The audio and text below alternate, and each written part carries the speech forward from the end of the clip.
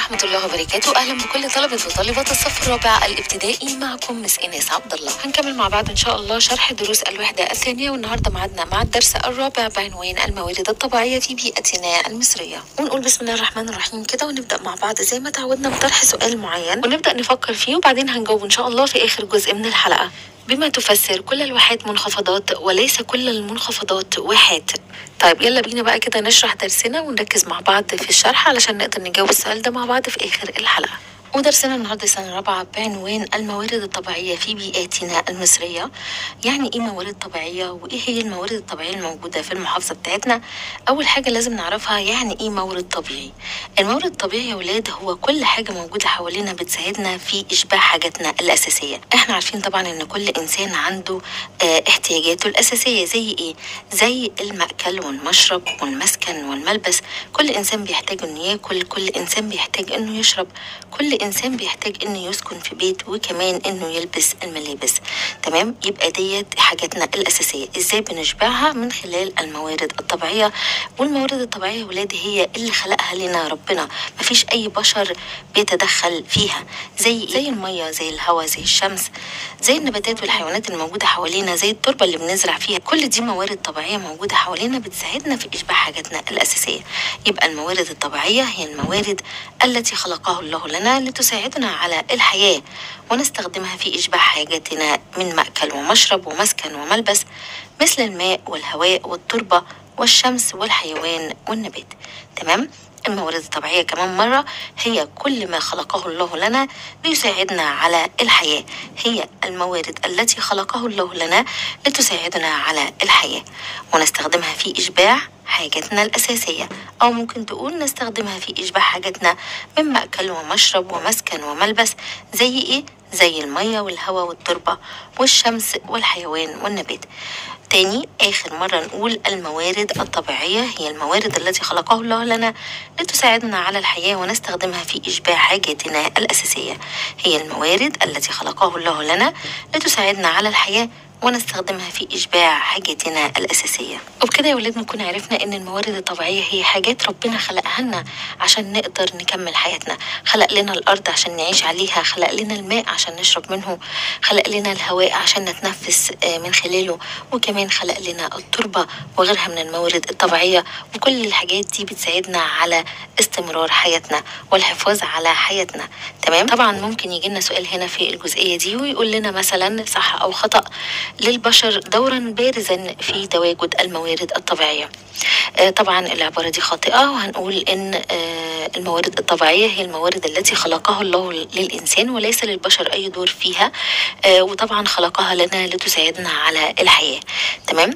ممكن يجي لنا سؤال تاني يقول لنا بما تفسر خلق الله للإنسان الموارد الطبيعية. هنقول هنا طبعا خلق الله الموارد الطبيعية للإنسان لتساعده على الحياة واستخدامها في إشباع حاجاتنا الأساسية من مأكل ومشرب ومسكن وملبس وما إلى ذلك. تمام؟ ندخل بقى على النقطة اللي بعد كده، وهي أنواع الموارد الطبيعية في مصر. ولازم نعرف يا ولاد إن الموارد الطبيعية في مصر بتتنوع، فعندنا موارد مائية وموارد نباتية وكمان موارد معدنية ومصادر طاقة. أول حاجة كده تعالوا كده نشرحها مع بعض، وهي الموارد المائية. الموارد المائية يا ولاد في مصر بتنقسم إلى نوعين. عندي مياه عذبة ومياه مالحة. المياه العذبة اللي هي إيه؟ اللي هي المياه الصالحة للشرب وللزراعة. زي إيه؟ عندي نهر النيل والأمطار الشتوية والمياه الجوفية. طبعا نهر النيل فيه مياه عذبة صالحة للشرب والزراعة، وكمان الأمطار الشتوية التي تسقط على شمال مصر دائما بنستخدمها في الزراعة، وكمان المياه الجوفية العذبة. وطبعا المياه الجوفية دي يا ولاد بتستخرج من باطن الأرض وبتنتشر في الصحراء الغربية، وخاصة في منطقة الواحات. الواحات دي عبارة عن إيه؟ عبارة عن منخفضات كده موجودة في الصحراء بتبقى لونها أخضر. طب إزاي في الصحراء ولونها أخضر؟ لأنها بتعتمد على المياه الجوفية في الزراعة. وهنا ممكن يجي لنا سؤال مهم جدا، تعتبر كل الواحات منخفضات ولا تعتبر كل المنخفضات واحات؟ فسر الجملة السابقة. والإجابة بتاعتنا هنا هتكون لأن الواحة عبارة عن منخفض في الصحراء تقوم فيه الزراعة على المياه الجوفية. تمام، يبقى احنا كده عرفنا إن المياه الجوفية العذبة بتوجد وبتنتشر في الصحراء الغربية وخاصة في مناطق الواحات. طيب هل بتوجد في أماكن تاني؟ أيوة طبعا، المياه الجوفية العذبة بتوجد أيضا في بعض المناطق في صحراء شبه جزيرة سيناء. تمام، وطبعا قاعدة عندنا يا ولاد طالما موجود مياه عذبة، حتى لو كانت هذه المياه العذبة موجودة في البيئة الصحراوية، فبيساعد ذلك على قيام حرفة الزراعة ومن ثم تركز السكان حول هذه المنطقة.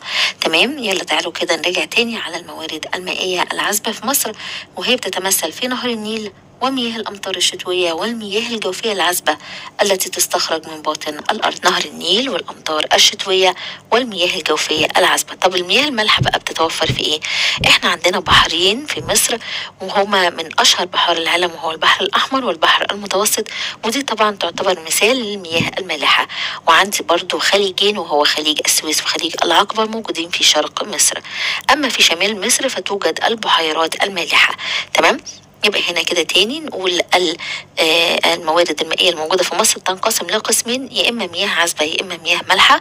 المياه العذبة بتتمثل في نهر النيل والأمطار الشتوية والمياه الجوفية. أما المياه المالحة فبتتمثل في البحرين الأحمر والمتوسط وخليجي السويس والعقبة شرق مصر، وكمان البحيرات المالحة شمال مصر.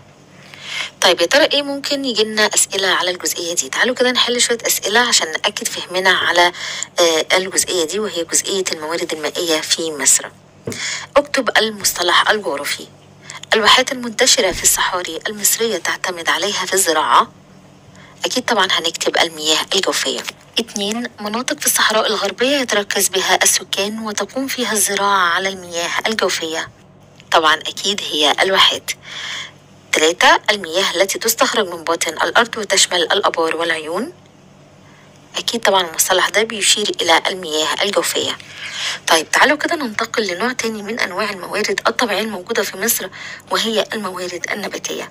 طبعا احنا اتفقنا خلاص إن الموارد الطبيعية هي الموارد التي خلقها الله للإنسان، والموارد النباتية هي نوع من أنواع الموارد الطبيعية. طيب يا ترى الموارد النباتية بتتمثل في إيه؟